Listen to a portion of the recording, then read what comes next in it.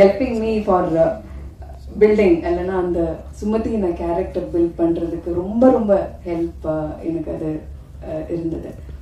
And Ghani sir அவர் தான் என்னை தமிழ் சினிமாவுக்கு இன்ட்ரடியூஸ் பண்ணார்.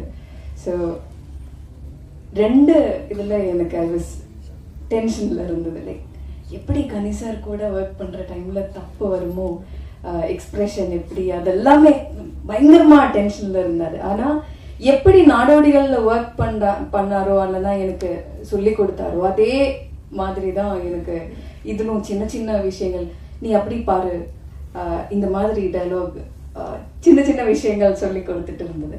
ஸோ நான் கடவுளுக்கு நன்றி சொல்கிறேன் for giving me a Godfather. இல்லைன்னா ஒரு பெரிய டைரக்டர், ஒரு ஆக்டர் எனக்கு is like your godfather for me in Tamil cinema. அதை நான் சொல்லி தான் ஆகணும். ஏதாவது இருந்தேன்னா கூப்பிட்டு கேட்பாரு, நான் சார் இந்த மாதிரி வந்திருக்கு, அது வேணுமா வேண்டாமா எல்லாம். So anyway I'm very thankful to God. And இங்கே வந்திருக்கிற எல்லா ப்ரெஸ்ஸுக்கும் நான் ஐ ஹாவ் டு சே, இந்த படம் பியூட்டிஃபுல்லான படம். நான் படம் பார்த்ததில்லை இது வரைக்கும். ஆனால் நிறைய பேர் படம் பார்த்து நந்தா சார் அப்பப்போ கூப்பிட்டு, மேடம் இந்த மாதிரி படம் பார்த்துருக்காங்க, எல்லாரும் அப்படி ரொம்ப பாராட்டுறாங்க. லைக் அதெல்லாம் கேட்குற டைமில் நானே லைக் ஐ வாஸ் லைக், நிஜமா அப்படி இருக்கா, அப்படி சொல்லியிருக்கா சார் நான் பண்ண கேரக்டரை பற்றி, அதெல்லாம் அப்படியெல்லாம் தான் மனசில் இருந்தது. பட் இங்கே வந்து இந்த ட்ரெய்லர் பார்த்த டைம்லும் நிறைய டைரக்டர்ஸ், லைக் ஆக்டர்ஸ் எல்லாருமே அவரோட ரிவ்யூஸ் சொல்கிற டைமில் I was like, yeah something magic has happened in this film. அப்படி ஒரு நம்பிக்கை எனக்கு வந்திருக்கு. So thank you so much for. அசராம கேட்கலாம், ஆனால் சொல்லும்போது ஒவ்வொரு முறையும் அப்படியே தத்ரூபமா வந்து ஒரு காட்சியை கொண்டாந்து வெளிப்படுத்தி நம்ம மனக்கண்ணில் ஓட வச்சுக்கிட்டே இருப்பார். அப்படி எத்தனையோ கதைகள் கேட்ட நான் திருமாணிக்கத்தை மட்டும் அவர் சொல்லும் போதெல்லாம் ஏதோ கேட்ட அந்த ஒரு கணத்துல இருந்தே ஒரு இதயம் வரும், கணக்க ஆரம்பிச்சிச்சு.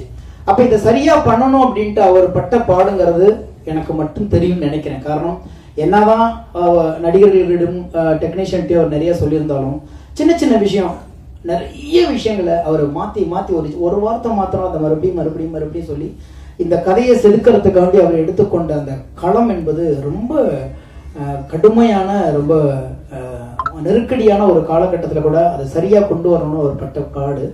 அதை பத்தி எல்லாரும் சொல்லியிருந்தாங்க. எனக்கு 2 விஷயத்த வந்து நான் சொல்ல வேண்டும் நினைச்சிருந்தது சொல்லியிருந்தாங்க.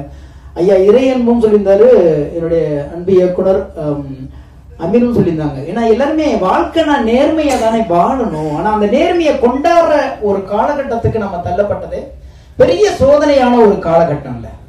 மனிதனா உண்மையை தான் பேசணும், நேர்மையா தான் இருக்கணும், அன்பா தான் இருக்கணும், உதவி செய்யணும், கருணை இருக்கணும், அறம் இருக்கணும், இதுதானே வாழ்க்கை.